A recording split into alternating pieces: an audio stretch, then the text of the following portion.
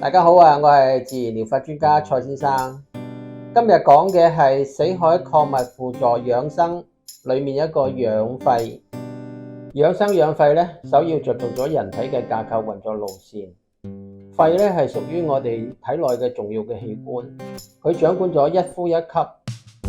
當空氣進入嘅時候咧，佢會同肝臟嘅血液混合，傳送俾每一個身體嘅組織。當我哋呼吸咧，空氣咧會進入去我哋肺部，滋養我哋嘅肺部。呢啲係屬於外氣。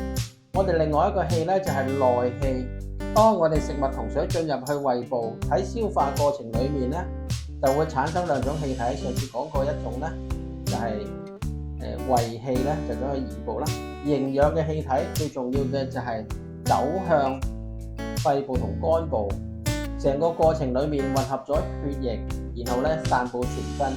我哋全身嘅氣體用完之後咧，就會經過我哋汗液排泄出嚟，同埋大小二便排泄出嚟。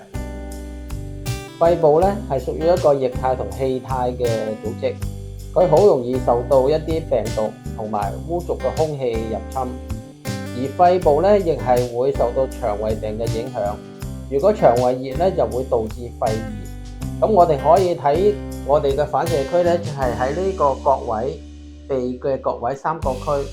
如果係熱嘅時候咧，你會見到人中嗰度會泛紅色。平日調養我哋嘅肺部，可以多做帶氧嘅運動，呼吸新鮮嘅空氣，海邊嘅空氣，森林嘅空氣。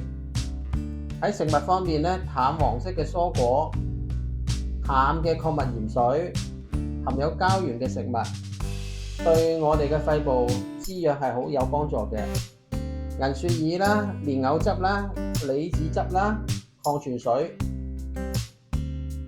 假如經常咳嗽、氣管敏感、哮喘，自己感覺個肺好弱，我哋會建議用一個死海鹽去化成水霧去呼吸。